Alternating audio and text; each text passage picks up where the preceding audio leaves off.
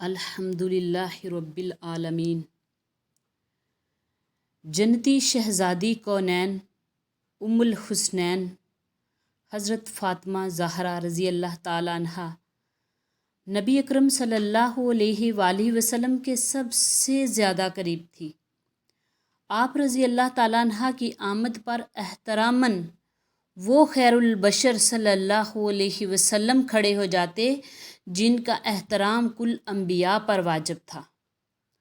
وہ معظمہ مخدرہ Tahira be be اپنے پیارے بابا ختم المرسلین صلی اللہ علیہ وآلہ وسلم کے وصال کے بعد زیادہ عرصہ زندہ نہ رہ سکی۔ نبی کریم صلی اللہ علیہ وسلم کی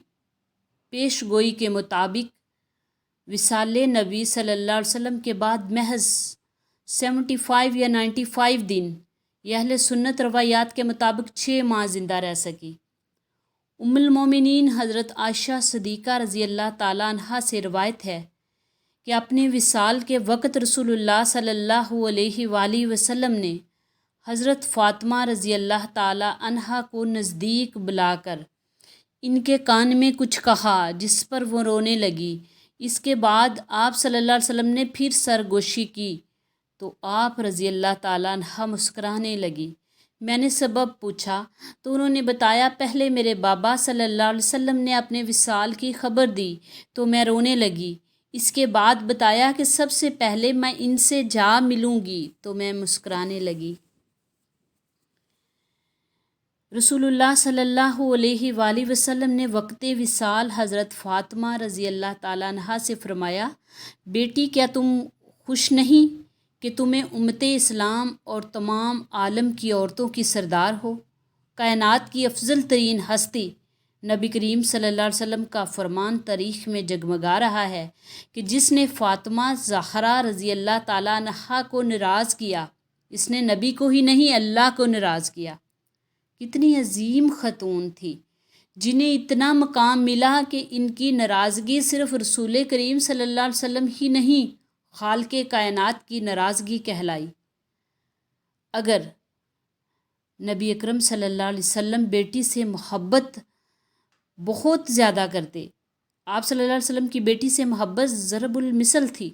تو بیٹی فاطمہ زہرا رضی اللہ تعالیٰ عنہا کی محبت بھی تاریخ میں بے مثل ٹھہری۔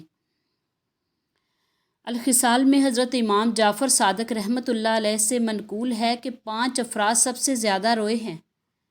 اور وہ یہ ہیں کہ حضرت آدم علیہ السلام، حضرت یعقوب علیہ السلام، حضرت یوسف علیہ السلام اور حضرت فاطمہ رضی اللہ تعالیٰ عنہا۔ تاریخ کی کتب میں لکھا ہے کہ بابا کی جدائی میں حضرت فاطمہ زہرا رضی اللہ تعالیٰ عنہا اتنا گریہ کرتی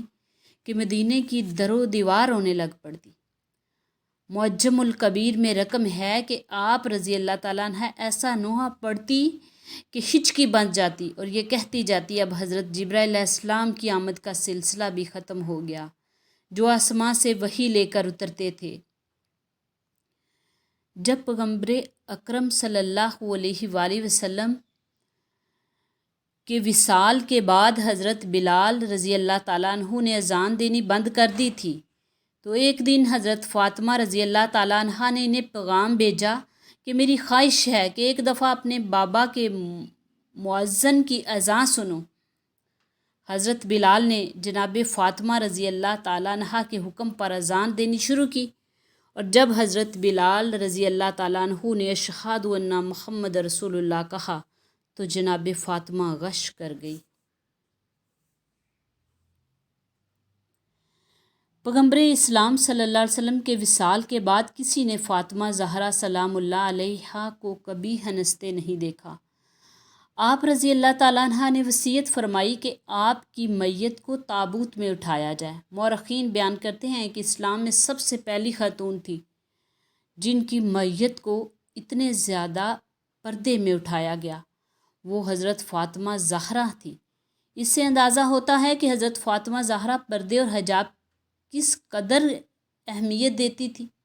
رسول خدا حضرت فاطمہ زہرا رضی اللہ تعالیٰ عنہ سے بے پناہ محبت کرتے۔ حضور اکرم صلی اللہ علیہ وسلم نے فرمایا، بے شک فاطمہ میری شاخ ثمر بار ہے، جس چیز نے اسے خوشی دی اسی چیز نے مجھے خوشی دی، اور جو چیز اس سے تکلیف پہنچاتی ہے اس چیز سے مجھے بھی تکلیف پہنچتی ہے۔ ام المومنین حضرت عائشہ رضی اللہ تعالیٰ عنہ روایت کرتی ہیں کہ جب سیدہ فاطمہ زہرا رضی اللہ تعالیٰ عنہ کم سن تھی تو رسول خدا انہیں اپنی آغوش میں بٹھا لیتے، انہیں بوسے دیتے اور فرماتے، اے عائشہ، جب میں جنت کا مشتاق ہوتا ہوں تو فاطمہ کو سونگھتا ہوں، اس کے دہن سے جنت کے میووں کا لطف اٹھاتا ہوں۔ آن حضرت صلی اللہ علیہ وآلہ وسلم کی حضرت فاطمہ زہرا رضی اللہ تعالی عنہا سے محبت کا یہ عالم تھا کہ جب سفر پر روانہ ہوتے تو اپنے اہل و عیال میں سب سے آخری وقت حضرت فاطمہ زہرا رضی اللہ تعالی عنہا کو عطا کرتے، اور جب سفر سے واپس تشریف لاتے تو سب سے پہلے حضرت فاطمہ رضی اللہ تعالی عنہا سے ملتے۔ حضرت فاطمہ رضی اللہ تعالیٰ عنہ خوب رسول خدا صلی اللہ علیہ وسلم کی تصویر تھی۔ ام المومنین حضرت عائشہ صدیقہ رضی اللہ تعالیٰ عنہ سے روایت ہے کہ میں نے عادات، چال چلن، خصلتوں اور اٹھنے بیٹھنے میں حضرت فاطمہ رضی اللہ تعالیٰ عنہ کو آپ صلی اللہ علیہ وسلم سے مشابہ کسی کو نہیں دیکھا۔ جب حضرت فاطمہ رضی اللہ تعالیٰ عنہ آتی تو آپ صلی اللہ علیہ وسلم کھڑے ہو جاتے، ان کا بوسہ لیتے اور اپنی جگہ پر بٹھاتے۔ نجران کے عیسائی جب دلیل سے اسلام کی عظمت کو نہ مانے تو اس وقت قرآن کی یہ آیت نازل ہوئی کہ ان سے مباہلہ کرو۔ اے رسول، اتنے سچے دلائل کے بعد بھی اگر یہ نہیں مانتے تو ان سے کہو کہ پھر جاؤ، ہم اپنے بیٹوں کو لائیں تم اپنے بیٹوں کو لاؤ، ہم اپنی عورتوں کو لائیں تم اپنی عورتوں کو لاؤ، ہم اپنے نفسوں کو لائیں تم اپنے نفسوں کو لاؤ، اور اللہ کی طرف رجوع کریں اور جھوٹوں کے لیے اللہ کی لعنت یعنی عذاب کی بد دعا کریں۔ عیسائی علماء پہلے تو اس کے لیے تیار ہو گئے،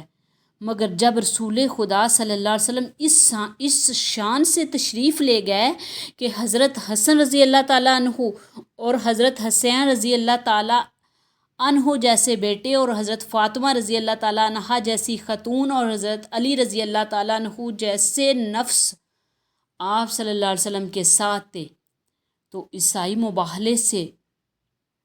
ہٹ گئے۔ عیسائیوں کا اسقف اعظم چیخ اٹھا کہ ان سے مباہلہ نہ کرنا، اگر ان ہستیوں نے بد دعا کر دی تو قیامت تک کوئی عیسائی زندہ نہیں بچے گا۔ اگر یہ ہستیاں پہاڑ کو اشارہ کریں گی تو یہ اپنی جگہ چھوڑ دیں گے۔ ام المومنین حضرت عائشہ رضی اللہ تعالیٰ عنہ اور حضرت ابو ایوب انصاری رضی اللہ تعالیٰ عنہ سے روایت ہے کہ روز قیامت عرش کی گہرائیوں سے ایک ندا دینے والا آواز دے گا، اے محشر والو، اپنے سروں کو جھکا لو اور اپنی نگاہیں نیچی کر لو تاکہ فاطمہ بنت محمد صلی اللہ علیہ وسلم گزر جائیں۔ پس فاطمہ تو زہرا رضی اللہ تعالیٰ عنہ گزر جائے گی اور آپ رضی اللہ تعالیٰ عنہ کے ساتھ چمکتی بجلیوں کی طرح 70,000 خادمائیں ہوں گی۔